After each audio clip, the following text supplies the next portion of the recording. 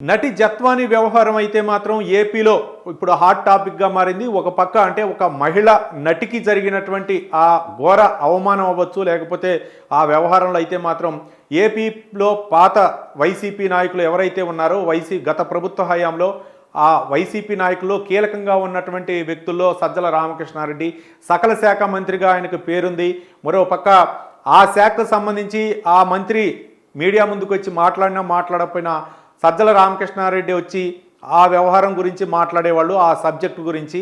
మిగిలినటువంటి ఆ శాఖలకు సంబంధించినటువంటి మంత్రులు అయితే మిన్నకుండిపోయేవారు. కానీ ఈ జత్వాని వ్యవహారంలో కూడా ఆయన ప్రమేయం ఉందా? ముఖ్యమంత్రి వైఎస్ జగన్మోహన్ రెడ్డి దగ్గర నుంచి సజ్జల రామకృష్ణారెడ్డి ప్రమేయం లేకుండా ఈ వ్యవహారం అంతా జరిగిందని చెప్పేసి అంటే వాళ్ళిద్దరి ప్రమేయం కూడా ఉండే ఉంటుంది. కాబట్టి కుక్కల నాగేశ్వరరావు అనేటటువంటి వ్యక్తి గతంలో కృష్ణా జిల్లా పరిషత్ చైర్మన్గా వ్యవహరించారు. ఆయన కుమారుడే విద్యాసాగర్ రావు ఈ యొక్క నటి జత్వానీ కేసులో కీలకమైనటువంటి నిందితులు. మరో పారిశ్రామికవేత్తగా ఉన్నారు. ముంబైలో జరిగినటువంటి పరిణామం నేపథ్యంలో ఈ కేసు అయితే మాత్రం మైలవరం పోలీస్ స్టేషన్లో కేసు నమోదు అవటం జరిగింది. తర్వాత ఆమెను గెస్ట్ హౌస్లో బంధించి చిత్రహింసలు కూడా గురి చేయడం జరిగింది, వాళ్ళ కుటుంబ సభ్యులందరినీ కూడా.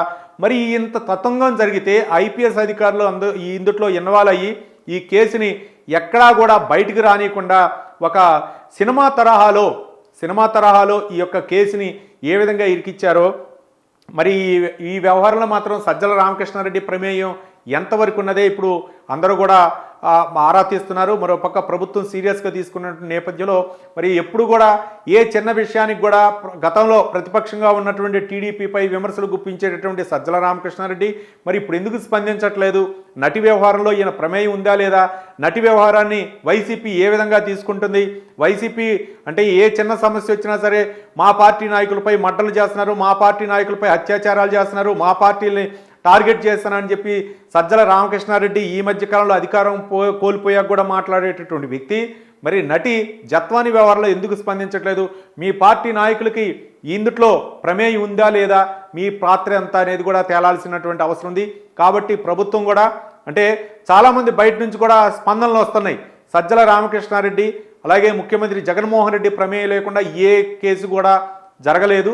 కాబట్టి ప్రతి ఒక్కళ్ళని కూడా టీడీపీ నాయకులను హింసించాలన్నా, మరోపక్క మాస్క్ అడిగినటువంటి సుధాకర్ విషయంలో అవ్వచ్చు, లేకపోతే గిరిజన వ్యక్తి అమర్నాథ్ అవ్వచ్చు, వీళ్ళందరినీ కూడా హత్యల వెనుక వాళ్ళ యొక్క ప్రమేయం కూడా ఉంది. కాబట్టి మరొక పక్క జత్వానీ వ్యవహారంలో కూడా వీళ్ళ ప్రమేయం ఉంది అని చెప్పేసి చాలామంది చెప్తున్నారు. మరి పోలీస్ ఎంక్వైరీలో ఎలాంటి విషయాలు బయటకు వస్తాయి?